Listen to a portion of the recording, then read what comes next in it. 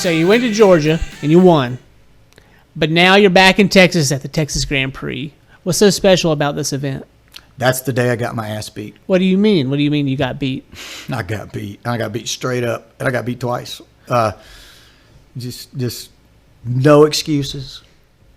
In hindsight, I don't feel so bad about it.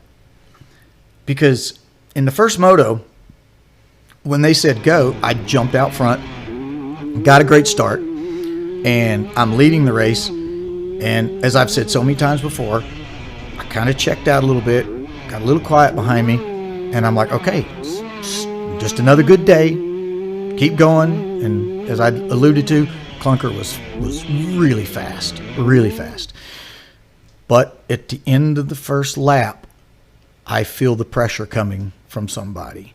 And it was really amazing because when you're going into a corner off of a long straightaway, there comes a point where you let off the gas, shift your body to the rear, start applying the brakes, and you're setting it for the corner. It's in that staging part that I'm doing that, and I hear the guy behind me who should be doing that too, but he's not. He's on it. He's still on the gas, upshifting. Was he pinning on the outside? He was playing. I don't know where he was going to come around me at that point, but I knew it was going to happen, and there was no stopping it, you know? So as I enter into the corner, the next thing I know, here comes this kid sweeping around the outside of me. And like I said, I'm on the brakes. He's still on the gas. As he goes around me, I instantly see his body positioning, and I see his form, and I'm super impressed. I'm super impressed with him because his form reeked of modern. It reeked of a young guy who would be racing in today's climate.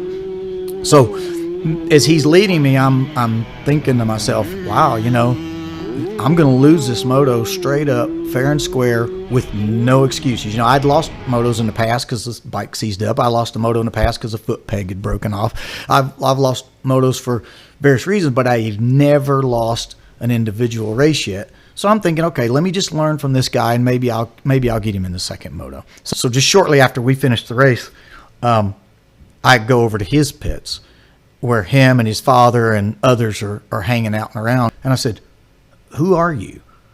And he goes, my name's Nicholas Jones. And I said, well, that's a nice name, Nicholas Jones, but who are you? Yeah. What in today's climate, in today's world of motocross, do you ride modern bikes? He goes, oh yeah, I'm a pro.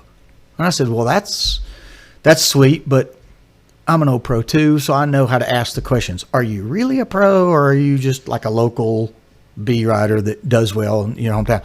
He goes, no, I'm pro licensed. I said, you're AMA pro licensed? He goes, yeah. And I said, when was your last pro race on the national circuit? He goes, a few weeks ago.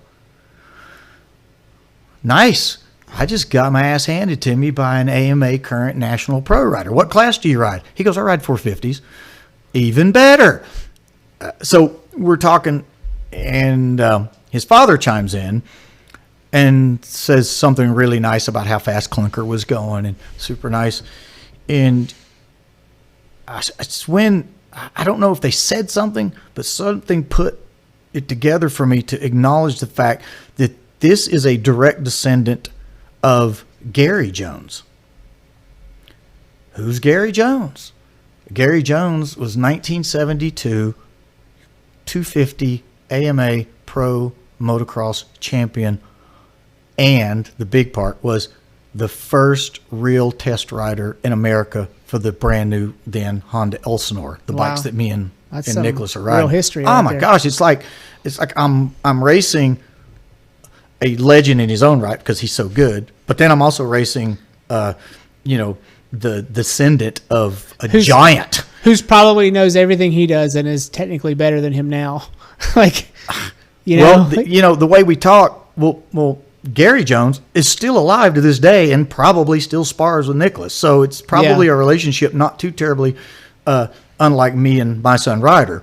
But Nicholas has another advantage. His father is a very accomplished rider. His uncles were very accomplished riders. So the entire Jones legacy is, for me, just to be able to hang out and talk with him and visit with Nicholas and get beat by Nicholas was amazing.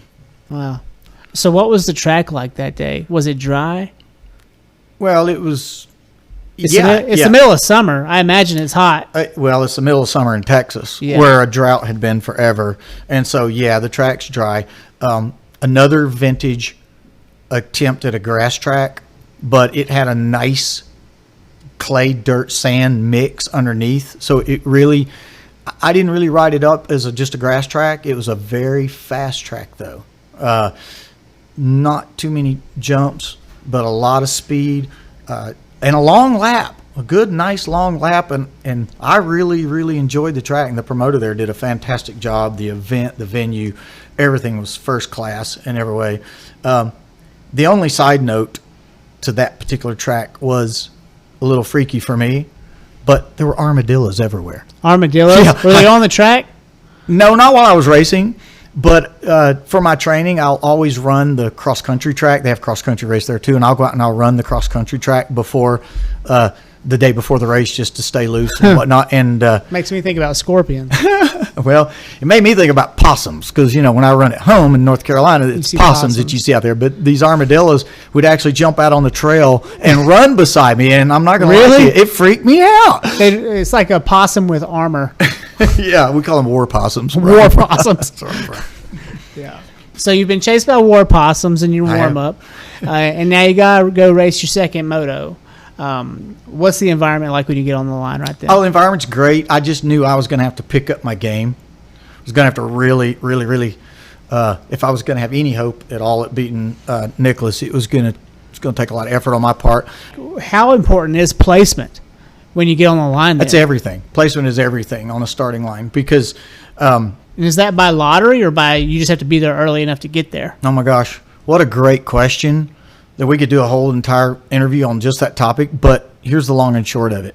In AMA amateur motocross and AMA pro motocross, you pick your gate based on the position that you finished in the moto prior. Oh, okay. That makes sense. So we're going on to the second moto. Since Nicholas was first, he would have got first pick. And since I was second, I would have gotten second pick. But in a lot of the vintage racing, they don't really adhere to those rules. So it's basically just Mad first come, grab. first serve. Yeah. Bad grab. Kind Yeah. of that way. Fist fights over. No, because we're vintage racers, but in amateur motocross, you can count on a fist fight if you did that, okay? And Yeah. but you can't. But anyway, to make a long story short, Nicholas gates, and I gate over here beside of him, but we're opposite sides of the pole, so we're not like shoulder to shoulder. And then my friend Timmy Borgfield, who's also a great starter, he gates one bike to the inside of me. So no matter where I go on the gate, Timmy's going to go one gate inside of me. Okay. And by inside, that means as we get to the first turn, he will be on the inside of me. So if it's a left turn on the first turn, he'll be positioned on my left. That's just kind of his style because he can control the start that way. When they let the rubber bands go, Timmy was gone. So you weren't even thinking about the young kid now. You're thinking about Tim. Well, I have to think about more than that because Timmy's gone. I go into the first turn with him, and I almost pass him. I'm about to sweep him, and then lo and behold, Nicholas passes us both. Nicholas comes after us, and he comes around me, and he goes after Timmy, and next thing you know, Nicholas is in the lead. Timmy's in second. I'm in third, and off we go, and we're just battling back and forth, and I'm trying to figure out how to get around Timmy, and Timmy's trying to figure out how to keep up with Nicholas, and we're all just having this really good battle going. And then Wade Woodall on the CZ passes me and jumps right in and pushes me back to fourth.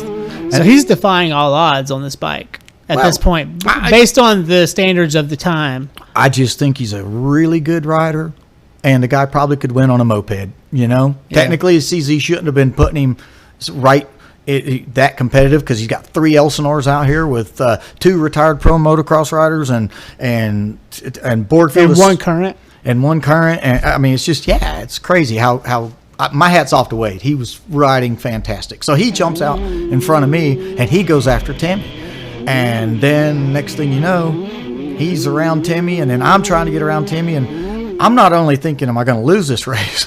I'm going to get I may be 4th or 5th place by the time this is over. It's not good for your points. Well, no, and the guys that were behind me were just right behind me. So we had a really, really good race going on.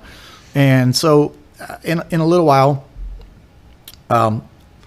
Timmy missed a shift on his bike, or he was having some gearbox issues or something. I just remember it looked like he came to an abrupt stop on the track. It wasn't a stop, but it was an extreme slowdown, and I could see his left foot trying to dab at the gear shifter. I used that as an opportunity to go around him, and I went after Wade. Meanwhile, Nicholas is gone. He rode like a pro and just checked out. I guess where it kind of got interesting for me was Wade had gotten away from me, and I really, really needed to catch him. And so I put my head down and went to work. Late into the last lap of the race, I literally caught him, and I could touch him from behind. I was that close to him. And I got a great run on him. Going into this one corner, I had a nice run on him. And the track, as I'd mentioned earlier, it's a grass track. And because it's a grass track, It's fast, right? well, it's fast, but the markers are not clear. So it takes a little bit of honesty.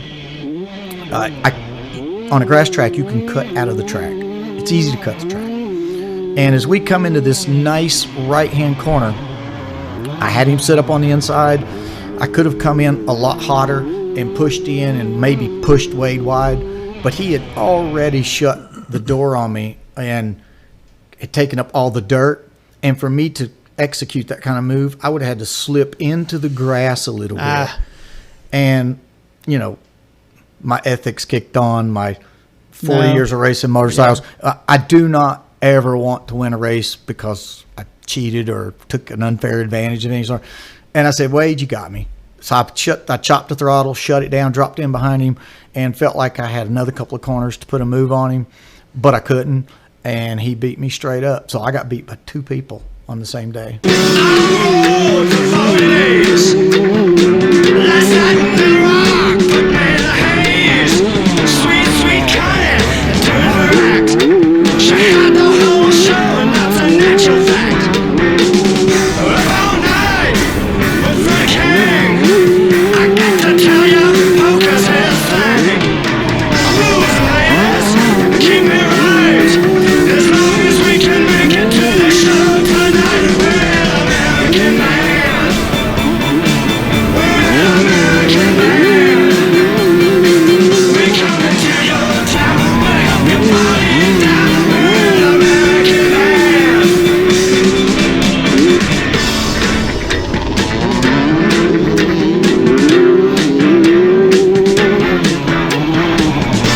To keep